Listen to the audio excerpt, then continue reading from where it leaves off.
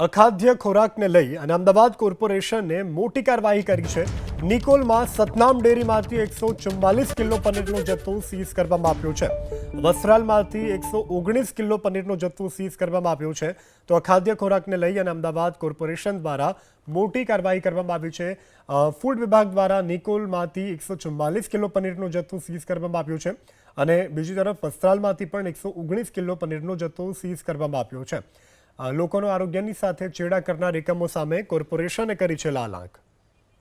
નિકોલમાં સતનામ ડેરીમાંથી 144 kilo પનીરનો જથ્થો seize કરવામાં આવ્યો છે। વસ્ત્રાલમાંથી 119 કિલો પનીરનો જથ્થો સીઝ કરવામાં આવ્યો છે। તો અખાદ્ય ખોરાકને લઈ અને અમદાવાદ કોર્પોરેશન દ્વારા મોટી કાર્યવાહી કરવામાં આવી છે।